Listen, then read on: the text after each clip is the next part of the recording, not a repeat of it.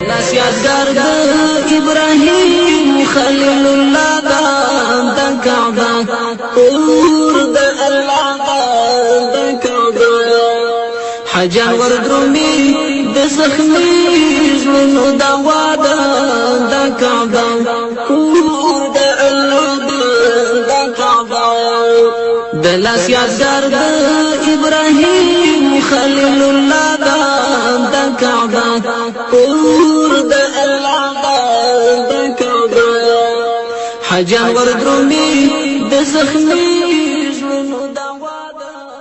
بسم الله الرحمن الرحيم. الحمد لله رب العالمين حمد الشاكرين، الصلاة والسلام على سيد الأنبياء والمرسلين سيدنا ونبينا وشفيعنا ومولانا محمد وعلى آله وأصحابه الطيبين الطاهرين. قدرمن اوریدونکو د ژوند د لارې د خپرونې مینوالو، السلام علیکم ورحمة الله وبرکاته. ستاسو روغتیا او خوشحالي د پاک رب نه غواړم، په دې هیله چې د صحت او عافیت جامې پر تن ولرئ او خوشحالي مو په برخه وي. دا د زه محمد یاسین فهیم د ژوند د لارې د خپرونې په وړاندې کولو کې ستاسو په خدمت کې یم. زموږ د نن ورځې د خپرونې موضوع بیا هم جنت ته د تلو لارې. درنو اوریدونکو، د الله رب العزت او د محمد رسول الله صلی الله علیه وسلم اطاعت هغه څه دي چې په دې باندې الله رب العزت موږ ته د جنت لارې آسانوي. الله رب العزت په سورة النساء کې 14 آیت کې فرمایي: ومن یطع الله ورسوله یدخله جنات تجری من تحتها الانهار خالدین فیها وذلك الفوز العظیم. څوک چې د الله او د هغه د پیغمبر اطاعت وکړي، الله به هغه داسې باغونو ته ننباسي چې تر هغو لاندې به ویالې بهیږي او هغوی به پکې د تل لپاره استوګن وي، او همدا ستر بریالیتوب دی. تاسو ګورئ درنو اوریدونکو، الله رب العزت هغو کسانو لپاره د جنت وعده کړي چې هغه د الله او د الله د رسول اطاعت کوي. د الله اطاعت په دې معنا چې په کومو څیزونو باندې الله امر کړی هغه عملی کړو، او د کومو څیزونو نه چې زموږ پروردګار نهیې کړي د هغه نه ځان وساتو. همدارنګه د محمد رسول الله صلی الله علیه وسلم اطاعت چې په څه باندې هغه امر کړی د هغه پابند شو، او د څه نه چې نهیې کړي د هغه نه ځان وساتو. همدارنګه حضرت ابو هریره رضی الله تعالی عنه د نبی کریم صلی الله علیه وسلم نه روایت کوي، د بخاري حدیث دی. رسول الله صلی الله علیه وسلم فرمایی: کل امتی یدخلون الجنة الا من ابا. قیل یا رسول الله صلی الله علیه وسلم ومن ابا؟ قال من اطاعنی دخل الجنة ومن عصانی فقد ابا. رسول الله صلی الله علیه وسلم فرمایی: زما ټول امت به جنت ته داخل شي مګر هغه څوک چې جنت ته له تلو نه انکار وکړي. صحابه و کرامو پوښتنه وکړه: ای د الله رسوله، څوک جنت ته له تلو نه انکار کوي؟ نبی کریم صلی الله علیه وسلم وفرمیل: چا چې زما اطاعت وکړه جنت ته به داخل شي، او چا چې زما نافرمانی وکړه نو هغه جنت ته له تلو نه انکار وکړه. نو که غواړئ چې الله رب العزت تاسو جنت ته داخل کړي، الله رب العزت تاسو ته د جنت لارې آسانه کړي، نو د الله رب العزت اطاعت وکړئ. همدارنګه د محمد رسول الله صلی الله علیه وسلم اطاعت وکړئ. دا جنت ته د رسېدو لارې دي. همدارنګه درنو اوریدونکو، د الله رب العزت پر دین باندې استقامت او ثبات هغه څه دي چې په دې باندې الله رب العزت موږ ته د جنت لاره آسانوي. الله رب العزت په سورة حام میم سجده کې 10 آیت کې فرمایي: ان الذین قالوا ربنا الله ثم استقاموا فلا خوف علیهم ولا هم یحزنون اولئک اصحاب الجنة خالدین فیها جزاء بما كانوا یعملون. په یقیني ډول کومو کسانو چې وویل یوازې الله زموږ رب دی، بیا ورباندې ټینګ پاتې شول، د هغوی لپاره نه څه ویره شته او نه به هغوی غمجن وي. ټول دغسې خلک جنت ته تلونکي دي چې هلته به هغوی د تل لپاره اوسیږي د خپلو هغو عملونو په مکافاتو کې چې هغوی په دنیا کې کول. یوارې چې د الله رب العزت په وحدانیت باندې اقرار وکړه، بیا په دې باندې الله ورته استقامت او ثبات نصیب که الله به جنت ته داخلوي.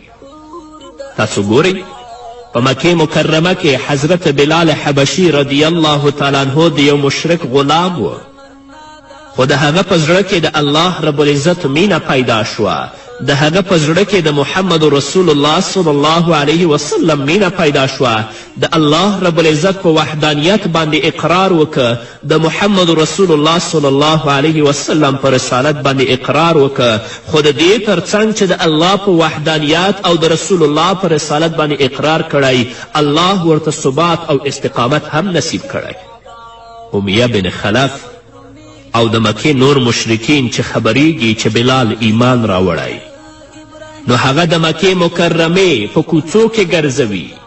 د مکې مکرمې هغه ماشومان بلال حبشي په کاڼو په لرګیو باندې ولي د دې لپاره چې د الله د دین نه وګرځي. اما بلال ته الله استقامت ورکړی، بلال ته الله ثبات ورکړی، هغه د الله له دین نه نه ګرځېږي. راولي یې د مکې مکرمې په ګرمو شګو باندې څملوي او د هغه مبارک په ګیډه باندې غټ کاڼی ږدي د دې لپاره چې د الله د دین نه وګرځي، د محمد رسول الله صلی الله علیه وسلم مینه پرېږدي. اما حضرت بلال ته الله ثبات ورکړی، حضرت بلال ته الله استقامت ورکړی، هغه د الله دین نه پرېږدي. نو دې کسانو سره الله رب العزت د جنت وعده کړې وایي ان الذین قالوا ربنا الله ثم استقاموا فلا خوف علیهم ولا هم یحزنون اولئک اصحاب الجنة خالدین فیها جزاء بما كانوا یعملون. محمد رسول الله صلی الله علیه وسلم فرمایي کله چې زه د معراج په شپه جنتونو کې ګرځېدلم، نو وروسته مې د څپلیو آواز واورید چې کله مې شاته وکتل ګورم چې حضرت بلال حبشي زموږ سره په جنت کې ګرځي. نو د الله په دین باندې ثبات، د الله رب العزت په دین باندې استقامت هغه څه دي چې الله رب العزت موږ ته د جنت لارې پې آسانوي. دا نه چې په نامه مسلمان یو خو د پیسو لپاره، د قدرت لپاره او همدارنګه د څوکۍ لپاره بیا د الله رب العزت د دین نه منحرف کیږو، د کفر غلام ګرځو. دیو لپاره د جنت وعده نه، بلکې دیو لپاره د جهنم وعده ده. د حضرت عبدالله بن حذافه سهمي رضی الله تعالی عنه واقعه به تاسو اوریدلی وي. هغه د سیدنا امیر المؤمنین عمر فاروق رضی الله تعالی عنه د خلافت په زمانه کې په روم کې سره د صحابه کرامو اسیر کیږي. د روم پادشاه حضرت عبدالله ابن حذافه رضی الله تعالی عنه راغواړي، ورته وایي د دې و مشر ته، دا ورته وایي مشر زه یم. د روم پادشاه ورته وړاندیز کوي ته راځه د عیسویت او د مسیحیت دین ومنه، تاسو به زه پرېږدم.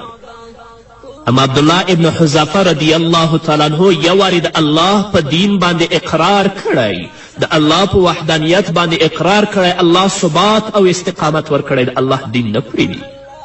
انکار کوي چې کله هم دا زه کار نشم کولی. بیا ورته دا وړاندیز کوي چې زه به تا ته د خپله نیمه پادشاهي درکړم، ته د عیسویت او د مسیحیت دین ومنه. حضرت عبدالله ابن حذافه سهمي رضی الله تعالی عنه ورته فرمایي که ما ته د ټولو عربو پادشاهي راکړې زه به د الله دین پرېنږدم. دې ته ثبات وایي، دې ته استقامت وایي. نو د روم پادشاه وایي چې دا په دار باندې وزړوئ، لاسونه او پښې ورته په غشو باندې اولئ. کله چې هغه مبارک په دار باندې زړوي، لاسونه ورته په غشو باندې ولي، لاسونه سوری سوری کیږي، ورته وړاندیز کوي چې د عیسویت دین منې، هغه ورته د نه سر خوځوي چې نشم منلی.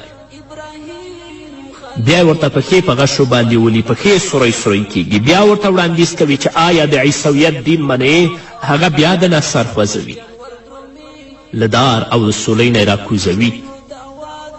د حضرت عبدالله ابن حذافه دوه ملګري راولي، په هغه دیګي کې چې غوړي او اوبه یې اچولي، دوه ملګري ژوندي هلته سوځي.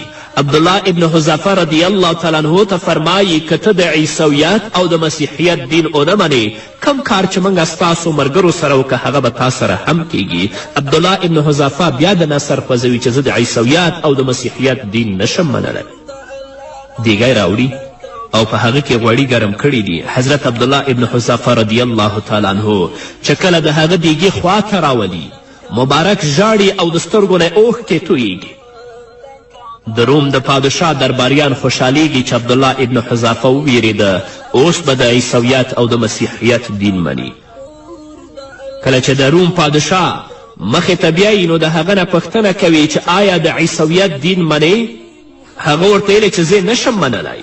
نو بیا ورته وایي چې ولې ژاړې؟ وایي ژړا مې دې لپاره نه ده چې زه د سوځېدلو نه ویرېږم بلکې ژړا مې د دې لپاره ده چې زما یو تندی هغه د الله د دین او د محمد رسول الله د دین نه زاریږي. ای کاش چې عبدالله زه تنه درلودلی او دا زر جسد او زر تنه د الله د دین نه زارېدلی. دې ته ثبات او استقامت وایي. ځکه الله د دې خلکو په هکله باندې وایي ان الذین قالوا ربنا الله ثم استقاموا فلا خوف عليهم ولا هم يحزنون اولئك اصحاب الجنة خالدین فيها جزاء بما كانوا يعملون. همدارنګه تاسو به د حضرت مصعب ابن عمیر رضی الله تعالی عنه سیرت لوستی وي. هغه په مکې مکرمه کې ډیر نازولی ځوان و. په مکې مکرمه کې ډیر ښایسته ځوان و او په مکې مکرمه کې ډیر غني او سرمایهداره ځوان و. حتی د سیرت کتابونه لیکي چې هغه مبارک به د ورځې د 200 درهمو او دینارو یوه جوړه اغوستله. خو کله چې د هغه په زړه کې د الله رب العزت مینه ځای نیسي د محمد رسول الله صلی الله علیه وسلم مینه ځای نیسي د الله په وحدانیت باندې اقرار کوي د محمد رسول الله صلی الله علیه وسلم په رسالت باندې اقرار کوي نو الله هغه ته داسې ثبات او داسې استقامت نصیبوي چې د دنیا ټولې ناخوالې شاته پرېږدي خو د الله رب العزت دین نه پرېږدي. ټول کړاوونو او ټولو مصیبتونو او تکلیفونو ته غیږ خلاصوي خو د الله د دین نه منحرف کیږي. الله ثبات ورکړی، الله استقامت ورکړی. حضرت مصعب ابن عمیر مور چې کله خبریږي چې دې ایمان راوړی اسلام قبول کړی نو خپل زوی ته وړاندیز کوي چې زما زویه یا به ایمان نه بیرته منحرف کیږي، زما زویه یا به د دین نه بیرته منحرف کیږي یا به زه تا تړم تا ته به خوراک او څکاک نه درکوم. حضرت مصعب رضی الله تعالی عنه ته الله ثبات ورکړی، استقامت یې ورکړی او لږې او تندې ته ځان آماده کوي، غیږه ورته پرانیزي اما د الله د دین نه نه ګرځي. د مبارک په پښو او په لاسونو کې زنځیرونه اچوي، هغه ته خوراک او څکاک نه ورکوي. هغه ښایسته ځوان، هغه نازولی ځوان، هغه ځوان چې د ورځې به د 200 دینارو جوړه اغوستله د مار غوندې پوستکی د ولږې او د تندې ورکوي خو د الله دین نه پرېږدي. دا دی ثبات او دا دی استقامت. نو ځکه الله رب العزت د دې خلکو په اړه باندې فرمایي ان الذین قالوا ربنا الله ثم استقاموا فلا خوف عليهم ولا هم يحزنون اولئك اصحاب الجنة خالدین فيها جزاء بما كانوا يعملون. هغو دوستانو ته، هغو ورونو او خویندو ته زما زیری دا دی چې تاسو د الله په وحدانیت باندې اقرار کړی، د محمد رسول الله په رسالت هم اقرار کړی او د هغه دین منلی او ټولو کړاوونو، مصیبتونو او سختیو ته غیږه پرانستې ده. خفه کیږئ ما، الله به تاسو ته د جنت لاره آسانه کړي. او هغه کسان دی د الله نه وویریږي چې د قدرت لپاره، د څوکۍ لپاره او د دې لپاره چې زما دنیوي ژوند هوسا او آرامه تیر شي د الله د دین نه وګرځېدل، د کفر غلامي اختیار کړه. هغوی د الله نه وویریږي چې الله ورته د جهنم لاره آسانه کړې او د دوی ځای جهنم دی. نو الله رب العزت دې موږ ته په خپل دین باندې ثبات نصیب کړي. الله رب العزت دې موږ ته په خپل دین باندې استقامت نصیب کړي تر څو د دې خلکو لاندې راشو چې الله فرمایي فلا خوف علیهم ولا هم یحزنون اولئک اصحاب الجنة خالدین فیها جزاء بما کانوا یعملون. نو که غواړئ چې الله د جنت لاره درته آسانه کړي، د الله په دین باندې مستقیم او ثابت پاتې شئ. همدارنګه سفیان بن عبدالله ثقفي رضی الله تعالی عنه فرمایي رسول الله صلی الله علیه وسلم ته مې وویلې د اسلام په کارونو کې یو داسې کار راوښیه چې تر تا وروسته یې له بل چا پوښتنه ونه کړم. نو محمد رسول الله صلی الله علیه وسلم وفرمایل قل آمنت بالله ثم استقم، ووایه چې پر الله می ایمان راوړی او بیا پرې ټینګ پاتې شه. دا داسې څه دی چې په دې باندې انسان جنت ته داخلیږي. الله دې موږ او تاسو هم جنت ته داخل کړي. په همدې هیله درنو اوریدونکو نور به م واورو خو د یوې دمې نه وروسته. د لاس یادګار د ابراهیم خلیل الله د کعبه کور د الله د کعبه حجان وردرومي د زخمي ژوندو دوا د کعبه کور د د لاس یادګار د ابراهیم خلیل الله د کعبه کور د الله د کعبه حجان وردرومي د زخمي ژوندو دوا. درنو اوریدونکو بیا هم زموږ سلامونه او نیکې هیلې ومنئ. په غوره اخلاقو باندې مخکې وغږېدلو خو بیا هم غواړم چې یادونه وکړم. غوره اخلاق او نیک اخلاق ښایسته سلوک هغه څه دي چې په دې باندې الله رب العزت موږ ته د جنت لارې آسانوي. انس بن مالک رضی الله تعالی عنه د نبی کریم صلی الله علیه وسلم نه روایت کوي. د ترمذي حدیث دی چې نبی کریم صلی الله علیه وسلم وفرمایل من ترک الکذب وهو باطل بنی له فی ربض الجنة ومن ترك المراء وهو محق بني له في وسطها ومن حسن خلقه بني له في اعلاها. چا چې په ټوکو او په مذاقو کې دروغ ویل پرېښودل د جنت په ښکته برخه کې به ورته یو کور جوړ کړی شي. او چا چې له حقداري سره سره جګړه پرېښوده د جنت په منځ کې به ورته کور جوړ کړی شي. او چا چې خپل اخلاق ښه کړل د جنت په اوچته برخه کې به الله رب العزت ورته کور جوړ کړي او دې ته به کور جوړ شي. ګورئ درنو اوریدونکو څوک چې د خپل اخلاق ښایسته کړي، د خپله وینا ښایسته کړي، د خپل سلوک ښایسته کړي، الله رب العزت به د جنت په اوچته برخه کې دې ته کور جوړوي. سعد بن هشام رحمه الله فرمایي له ام المؤمنین حضرت عایشې رضی الله تعالی عنها نه مې وپوښتل چې د محمد رسول الله صلی الله علیه وسلم اخلاق څه شی و؟ د ام المؤمنین حضرت عایشې رضی الله تعالی عنها وفرمایل کان خلقه القرآن. د نبی کریم صلی الله علیه وسلم اخلاق قرآن و. په یو بل روایت کې راځي چې له رسول اکرم صلی الله علیه وسلم نه د هغه عمل په اړه پوښتنه وشوه چې ډیر خلک یې له امله جنت ته ځي. نو نبی کریم صلی الله علیه وسلم وفرمیل تقوی الله و حسن الخلق. د الله ویره او ښه اخلاق.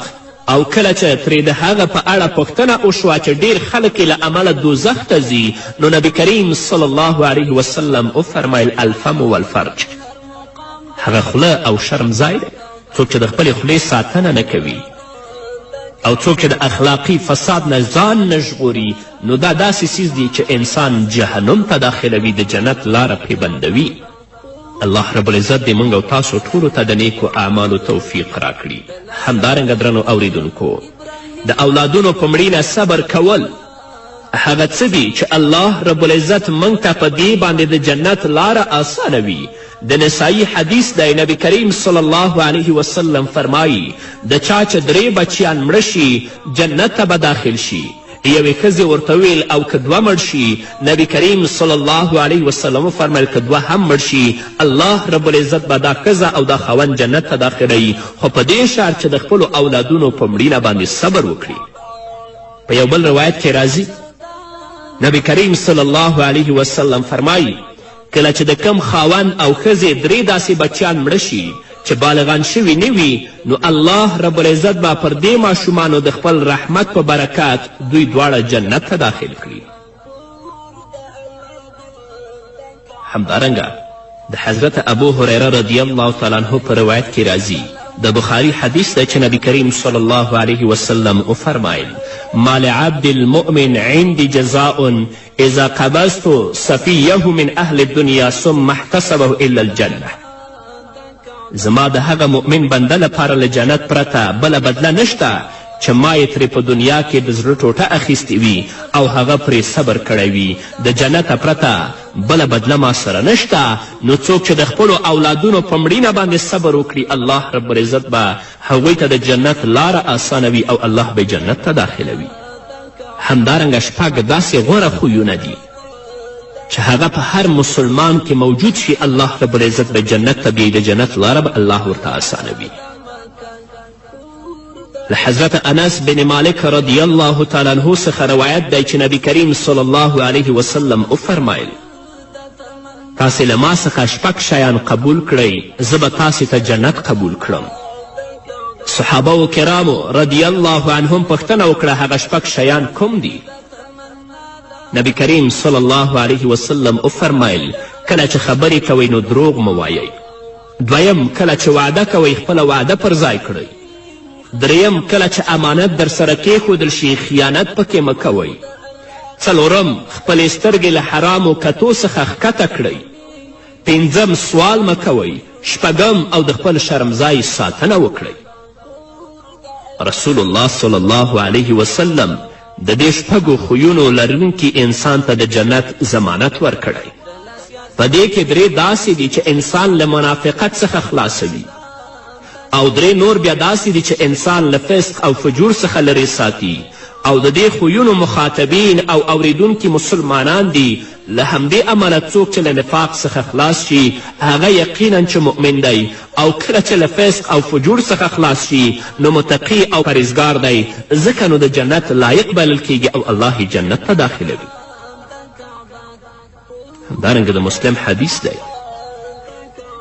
څلور غوره ځانګړتیاوې دي که دا هم په یو مسلمان کې موجودې وي الله به د جنت لاره ورته آسانوي. حضرت ابو هریره رضی الله تعالی عنه د نبی کریم صلی الله علیه وسلم نه روایت کوي چې نبی کریم صلی الله علیه وسلم وفرمایل په تاسې کې نن چا روژه نیولې ده؟ ابابکر رضی الله تعالی عنه وفرمایل ما. محمد رسول الله وفرمایل په تاسې کې نن چا د مړي جنازه کړې ده؟ ابابکر وفرمایل ما. رسول الله صلی الله علیه وسلم وفرمایل په تاسې کې نن چا مسکین ته ډوډۍ ورکړې ده؟ ابوبکر وفرمایل ما. رسول الله صلی الله علیه وسلم په څلورم ځل وفرمایل په تاسې کې نن چا د ناروغ پوښتنه کړې؟ ابوبکر رضی الله تعالی عنه وفرمایل ما. نو محمد رسول الله صلی الله علیه وسلم وفرمایل په کوم انسان کې چې دا څلور خویونه جمع شي هغه جنت ته داخلیږي.